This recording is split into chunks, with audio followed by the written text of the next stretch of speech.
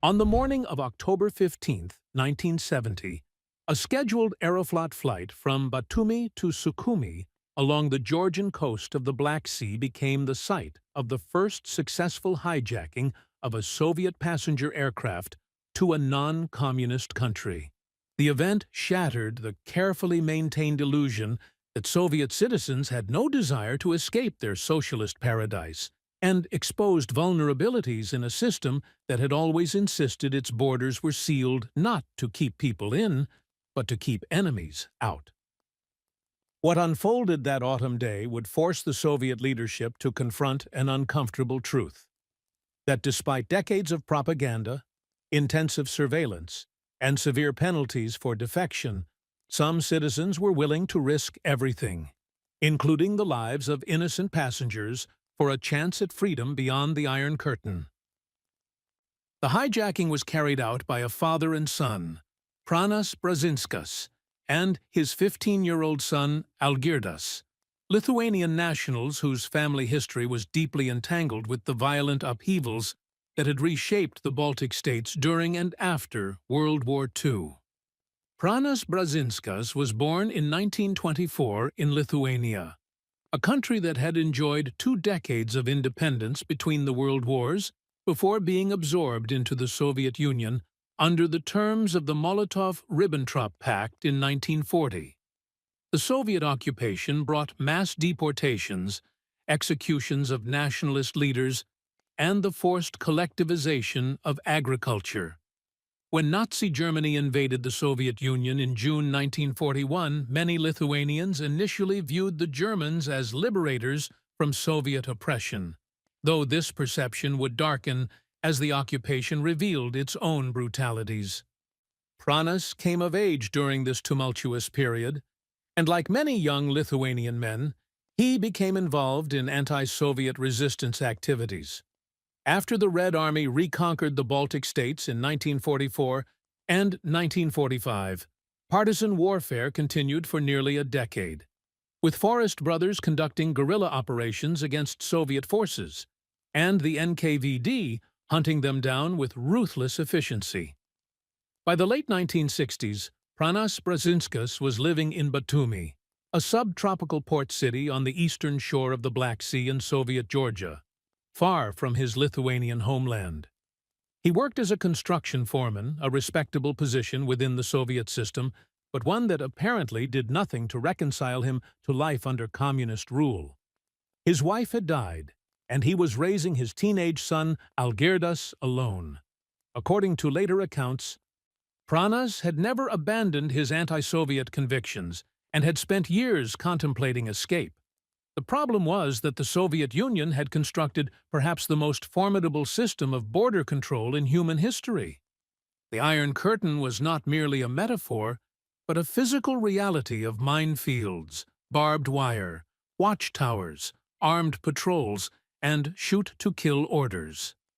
The Baltic Sea was heavily monitored, the western borders with Eastern Europe were sealed, and even the borders with ostensibly allied socialist states were carefully controlled. For a man in Batumi, thousands of kilometers from any western border, the options appeared non-existent. But Pranas identified a vulnerability. Aeroflot, the Soviet state airline and one of the largest carriers in the world, operated an extensive network of domestic flights connecting the far-flung republics and regions of the USSR. These flights were considered internal travel, subject to far less security scrutiny than international flights. Passengers were not searched for weapons, and there were no metal detectors or X-ray machines screening luggage. The assumption was that Soviet citizens, living in a worker's paradise, had no reason to threaten their fellow citizens or attempt to divert aircraft to capitalist countries. This assumption was about to be tested in the most dramatic way possible. On the morning of October 15th, Pranas and Algirdas boarded Aeroflot Flight 244, an Antonov An-24 twin turboprop aircraft, at Batumi Airport. The An-24 was a workhorse of Soviet civil aviation, a rugged and reliable aircraft designed for short-haul routes and capable of operating from unpaved airstrips. Flight 244 was scheduled for a brief hop up the coast to Sukhumi, the capital of the Abkhazian Autonomous Soviet Socialist Republic, a flight that would normally take less than 30 minutes. There were 46 passengers and crew aboard. The Brzezinskises carried with them a small arsenal they had assembled over months of planning: pistols, hand grenades, and ammunition, all concealed in their luggage and on their persons. How they obtained military weapons in a society where civilian gun ownership was tightly restricted remains unclear, though it is likely Pranas had connections dating back to his involvement with Lithuanian resistance movements or had acquired them through black market channels that existed despite the Soviet system's best efforts at control. Shortly after takeoff, as the An-24 climbed over the Black Sea, Pranas and Algirdas made their move. They produced their weapons and stormed the cockpit, confronting the flight crew and announcing their intention to divert the aircraft to Turkey. The captain, whose name was later reported as Versus Shishkov, initially attempted to reason with the hijackers, but Pranas made clear he was prepared to use lethal force. To demonstrate his seriousness and overcome any resistance, Pranas shot and killed Nadezhda Kurchenko, a 28-year-old flight attendant who either tried to intervene or was simply in the wrong place at the wrong moment. Her death instantly transformed the hijacking from a desperate escape attempt into a murder case, ensuring that if the Brzezinskises were ever returned to Soviet custody, they would face execution. With a hostage situation now in full effect, and a dead crew member lying in the aisle, the captain had little choice but to comply. He turned the aircraft southwest, away from the Soviet coastline and toward Turkish airspace. The Black Sea, which had served as a barrier between the Soviet Union and NATO's southern flank throughout the Cold War, now became an avenue of escape. The flight from Soviet to Turkish airspace took only minutes. But those minutes represented the crossing of one of the most significant geopolitical boundaries on Earth. The An-24 entered Turkish airspace without permission, a violation that could have resulted in interception by Turkish Air Force fighters. But the aircraft was clearly a civilian airliner in distress, and Turkish authorities allowed it to proceed to Trabzon, a city on Turkey's northern coast. When Flight 244 landed at Trabzon Airport, Turkish security forces surrounded the aircraft. After tense negotiations, Pranas and Algirdas surrendered to Turkish authorities, releasing the remaining passengers and crew unharmed. The dead body of Nadezhda Kurchenko was removed from the aircraft, and the surviving crew members gave statements to Turkish police.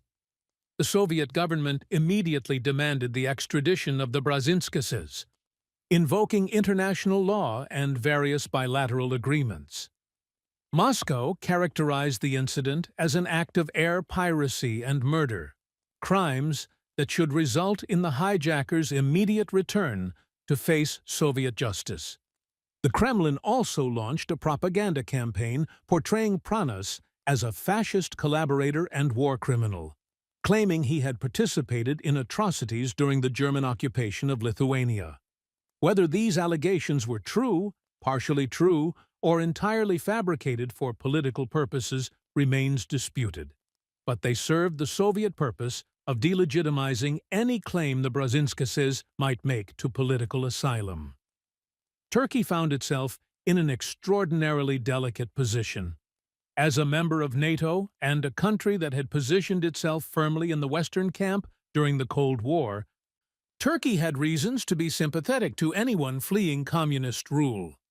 At the same time, Turkey maintained complex relations with the Soviet Union, sharing a border in the Caucasus region and needing to manage the relationship carefully. Turkish law and international conventions provided for the extradition of criminals, but they also recognized the principle of political asylum for those fleeing persecution. The case presented a legal and diplomatic maze. Were the Brzezinskis common criminals who had committed murder and air piracy, or were they political refugees whose actions, while illegal, were motivated by a desire to escape an oppressive regime? The Turkish judicial system moved slowly as it processed the case through various levels of review.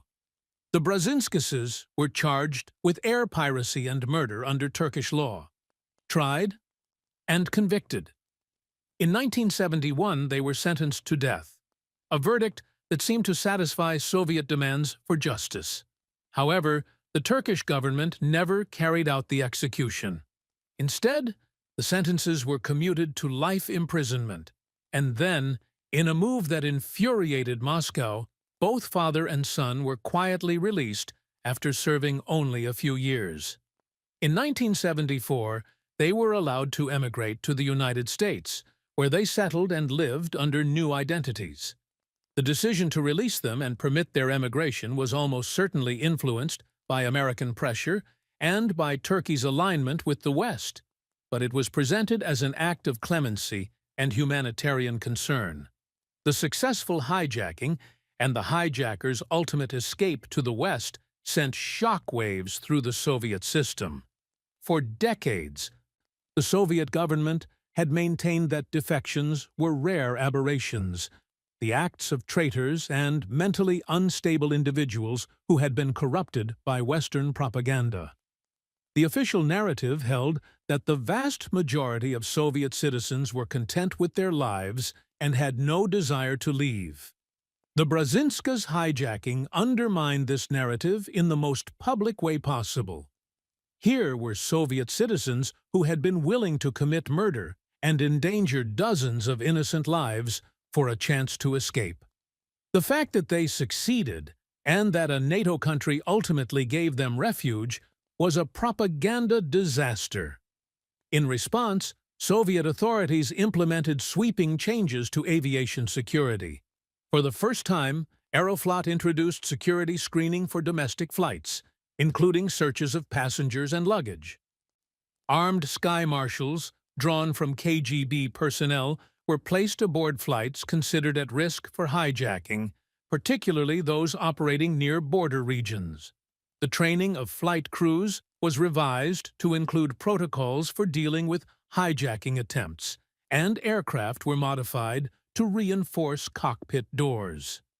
These measures mirrored developments in Western aviation security, which had been grappling with a wave of hijackings throughout the late 1960s and early 1970s. But they represented a significant shift in Soviet thinking. The state was acknowledging, at least implicitly, that its own citizens might pose a threat. The KGB also intensified its surveillance of potential defectors, particularly individuals with backgrounds that suggested anti-Soviet sympathies, such as those from the Baltic states, Western Ukraine, or families with histories of opposition to the regime. The agency compiled lists of high-risk individuals and monitored their movements, especially their access to international borders or transportation hubs. The message was clear. The state would not tolerate further breaches of the Iron Curtain, and those who attempted to escape would face severe consequences, as would their families left behind. The Brzezinskis case also had significant implications for international aviation law and the treatment of hijackers. Throughout the late 1960s and 1970s, hijacking had become a favored tactic of various political groups, including Palestinian militants, Cuban exiles, and individuals seeking to escape communist countries. The international community struggled to develop a consistent legal framework for dealing with hijackers. Some countries treated them as criminals, others as political refugees, and the inconsistency created perverse incentives. The 1970 Hague Convention for the Suppression of Unlawful Seizure of Aircraft attempted to establish universal jurisdiction over hijacking and obligate states to either prosecute or extradite hijackers, but its implementation was uneven. The Brzezinskis case highlighted the tensions between humanitarian concerns for political refugees and the need to deter air piracy. For the United States, which ultimately accepted the Brzezinskis as refugees, the case fit into a broader Cold War strategy of welcoming defectors from communist countries. Throughout the Cold War, the U.S. government operated programs to resettle Soviet and Eastern Bloc defectors, providing them with new identities, financial support, and assistance in building new lives. These programs served multiple purposes. They provided intelligence value, as defectors often brought valuable information about Soviet military, scientific, or political matters. They offered propaganda value, as each defection could be portrayed as a vote against communism, and they fulfilled what many Americans saw as a moral obligation to assist those fleeing tyranny. The Brzezinskis, despite the violent nature of their escape, were folded into this system. The human cost of the hijacking, however, was very real.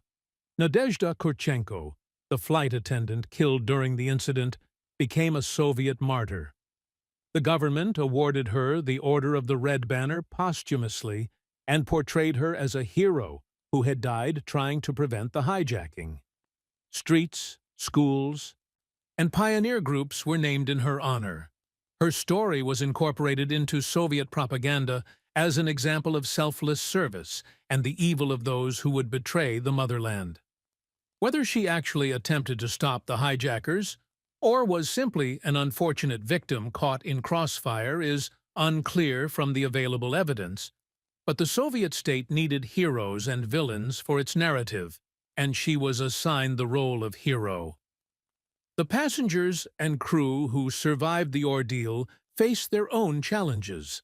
Upon their return to the Soviet Union, they were extensively debriefed by the KGB, both to gather intelligence about the hijacking and to ensure that none of them had been complicit or sympathetic to the hijackers' goals.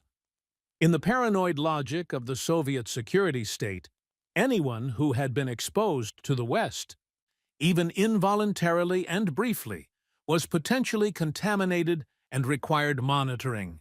Some of the passengers likely faced difficulties in their careers or personal lives as a result of their involvement in the incident, even though they were victims.